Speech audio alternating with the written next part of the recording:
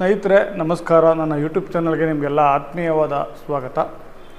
ಈ ವಿಡಿಯೋದಲ್ಲಿ ನಾನು ಕರುಣಾಳು ಬಾ ಬೆಳಕೆ ಡಾಕ್ಟರ್ ಗುರುರಾಜ ಕರಜಗಿ ಅವರ ಕರುಣಾಳು ಬಾ ಬೆಳಕೆ ಪುಸ್ತಕದ ಭಾಗ 1 ಪರಿಚಯಿಸ್ತಾ ಇದ್ದೇನೆ. ಒಟ್ಟು ಈಗ ಇದುವರೆಗೂ 15 ಭಾಗಗಳಿವೆ.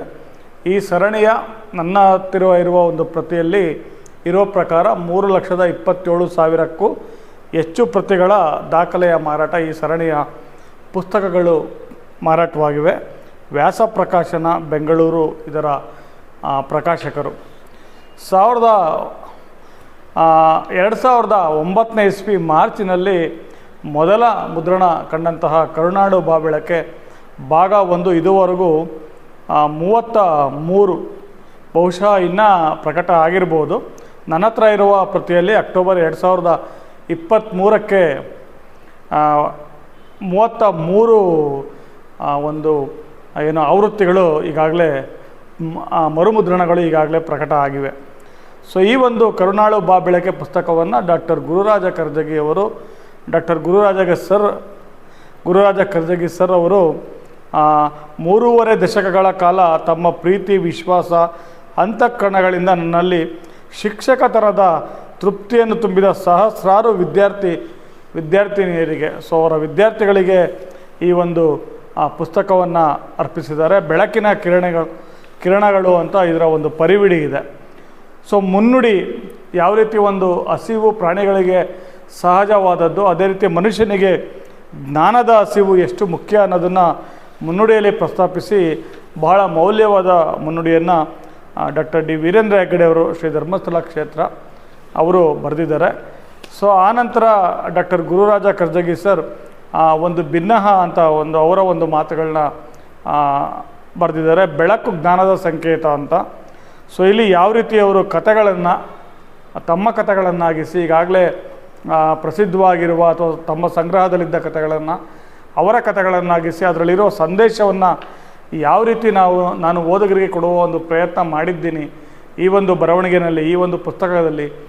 ಇದು ಪ್ರಜಾವಾಣಿನಲ್ಲಿ ಅಂಕಣ ರೂಪದಲ್ಲಿ ಬಂದಾಗ ನಿಮಗೆಲ್ಲ ನೆನಪಿರ್ಬೋದು, ಬಹಳ ಅಂದರೆ ಬಹಳ ಖ್ಯಾತಿಯನ್ನು ಪಡೆದಿತ್ತು. ಸೊ ಇಲ್ಲಿ ಒಂದು ಮಾತು ಹೇಳ್ತಾರೆ ಡಾಕ್ಟರ್ ಗುರುರಾಜ ಕರಜಗಿ ಸರ್. ನನಗೆ ಬಹುಕಾಲ ಮಾರ್ಗದರ್ಶಿಗಳಾಗಿದ್ದ ಡಾಕ್ಟರ್ JP ರಾಜರತ್ನಂ ಹೇಳಿಕೊಂಡಂತೆ ನಾನು ಮಾಡಿದ್ದು ಮಧುಕರ ವೃತ್ತಿ ಅಂತ. ಅಂದರೆ ದುಂಬಿಯಂತೆ ಹೂವಿನಿಂದ ಹೂವಿಗೆ ಅಲೆದು ಅಲ್ಲಲ್ಲಿ ಸಿಕ್ಕ ರಸವನ್ನು ಸೇರಿಸಿ ಮಧುವಾಗಿಸಲು ಪ್ರಯತ್ನಿಸಿದ್ದೇನೆ. ಸೊ ಅಂತ ಹೌದು, ಮಧುಕರ ವೃತ್ತಿಯ ಡಾಕ್ಟರ್ ಗುರುರಾಜ ಕರಜಗಿ ಸರ್ ಅಂತ ನಾನು ಖಂಡಿತ ಕರೆಯೋದಕ್ಕೆ ಇಷ್ಟಪಡ್ತೀನಿ. ಯಾಕಂದರೆ ಅವರೇ ಹೇಳ್ಕೊಂಡಿದ್ದಾರೆ ಈ ಮಾತು. ಒಂದು ಜೇನು ಹಂಚುವ ಕೆಲಸ ಕಥೆಗಳ ಮೂಲಕ ಸರ್ ಮಾಡ್ತಾ ಇದ್ದಾರೆ. ಪುರಾಣಗಳಿಂದ, ಬೇರೆ ಬೇರೆ ಮತಗಳ ಶಾಸ್ತ್ರಗಳಿಂದ, ಜೈನ್, ಸೂಫಿ, ತಾವೋ ಇವೆಲ್ಲವುಗಳಿಂದ ದೊರೆತ ಕಥೆಗಳನ್ನು ಆಧರಿಸಿಕೊಂಡಿದ್ದೇನೆ ಅಂತ ಹೇಳ್ತಾರೆ.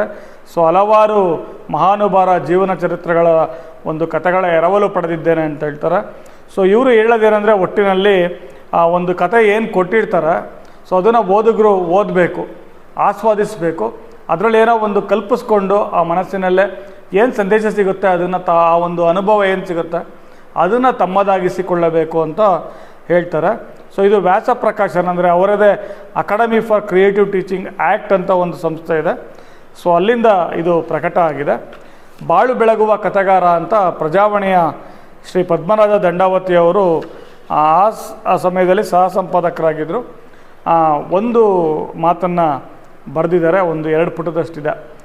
ಇದರಲ್ಲಿ ಒಂದು ಭಾಗದಲ್ಲಿ ಒಟ್ಟು 100 ಕಥೆಗಳಿವೆ. ಮೊದಲನೇ ಕತೆ ಒಂದು ಹೇಳ್ಬಿಡ್ತೀನಿ ನಾನು, ವಾಸ್ತವ ಮತ್ತು ಸಾಧ್ಯತೆ ಅಂತ ಅಂದ್ಬಿಟ್ಟು ಈ ಕಥೆಯ ಒಂದು ಹೆಸರು. ಒಬ್ಬ ಯಹೂದಿ ಸಂತ ಬೋನಮ್, ಇದು ಯಹೂದಿಗಳ ಕತೆ. ಸೊ ಜಗತ್ತಿನ ಯಾವುದೇ ಕಥೆ ಆಗಲಿ, ಒಬ್ಬ ಮನುಷ್ಯ ಅಂದರೆ ಅವ್ರಿಗೆ ಅನ್ವಯ ಆಗೇ ಆಗುತ್ತೆ. ಅವನಿಗೆ ಸಹಸ್ರಾರು ಜನ ಶಿಷ್ಯರು. ಆ ಶಿಷ್ಯರಿಗೆಲ್ಲ ಅವನೇ ಕಣ್ಮಣಿ, ಮಾರ್ಗದರ್ಶಿ. ಗುರುವಿಗೆ ವಯಸ್ಸಾಗುತ್ತಾ ಬಂತು.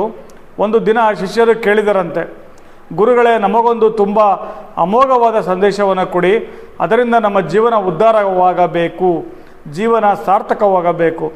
ಆಗ ಗುರು ನಕ್ಕು ಹೇಳ್ದ, ಮಕ್ಕಳೇ, ಸಂದೇಶ ನಾನು ಈಗ ಕೊಡುವುದಿಲ್ಲ, ನಾನು ಸತ್ತ ಮೇಲೆ ಕೊಡುತ್ತೇನೆ ಅಂತ. ಸೊ ಆನಂತರ ಈ ಕತೆ ಮುಂದುವರೆದಾಗೆ ಗುರುಗಳು ಹೊರಟೋಗ್ತಾರೆ.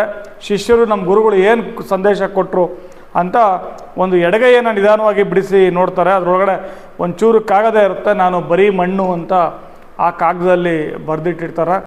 ಸೊ ಆಮೇಲೆ ಒಂದಷ್ಟು ಜನ ಶಿಷ್ಯರು ಹೋಗಿ ಆ ಬಲಗೈ ಮುಷ್ಟಿ ಬಿಚ್ಚಿ ನೋಡ್ತಾರೆ, ಇಡೀ ಪ್ರಪಂಚ ನನಗಾಗಿ ನಿರ್ಮಾಣವಾಗಿದೆ ಅಂತ. ಸೊ ಇನ್ನೊಂದರಲ್ಲಿ ಬರೆದಿರುತ್ತೆ.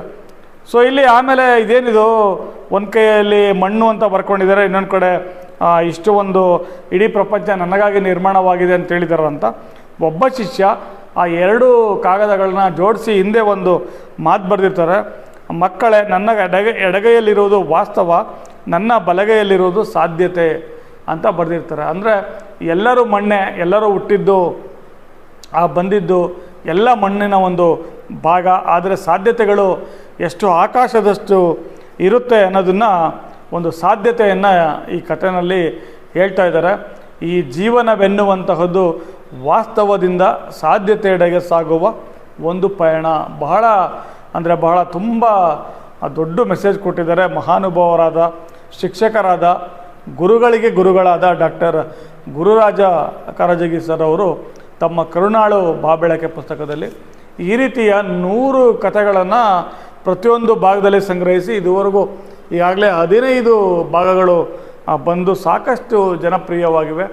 ನೀವು ಓದಿಲ್ಲ ಅಂದರೆ ಖಂಡಿತ ತಗೊಂಡು ಎಲ್ಲ ಕಥೆಗಳನ್ನ ಒಟ್ಟಿಗೆ ಓದಬೇಕು ಅಂತಿಲ್ಲ, ಆಗಾಗ ಒಂದೊಂದು ಆ ಕಥೆಗಳನ್ನ ಓದಿ ಆಸ್ವಾದಿಸ್ಬೋದು. ಅದರಿಂದ ಏನು ಸಂದೇಶ ಸಿಗುತ್ತೆ ಅದನ್ನು ನಿಮ್ಮದಾಗಿಸ್ಕೊಳ್ಬೋದು.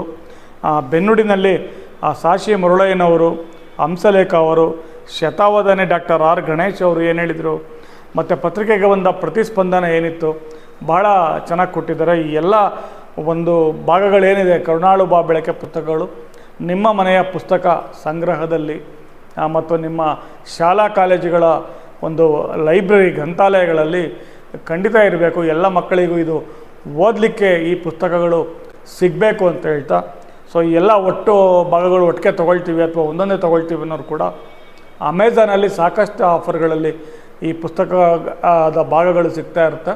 ಡಿಸ್ಕ್ರಿಪ್ಷನ್ ಬಾಕ್ಸ್ನಲ್ಲಿ ನಾನು ಅದರ ಲಿಂಕನ್ನು ಹಾಕ್ತೀನಿ. ಸೊ ಖಂಡಿತ ಓದಿ. ಕರುಣಾಳು ಬಾಬೆಳಕೆ, ಬೆಳಕು ಸದಾ ನಿಮ್ಮದಾಗಲಿ ಎಂದು ಆಶಿಸ್ತಾ ನನ್ನ ಈ ವಿಡಿಯೋವನ್ನು ಮುಗಿಸ್ತೀನಿ. ಸೊ ಎಲ್ಲರಿಗೂ ಡಾಕ್ಟರ್ ಗುರುರಾಜ ಕರಜಗಿ ಸರ್ ಮತ್ತು ಎಲ್ಲರಿಗೂ ನನ್ನ ಒಂದು ಹೃತ್ಪೂರ್ವಕ ಧನ್ಯವಾದಗಳು. ನಮಸ್ಕಾರ.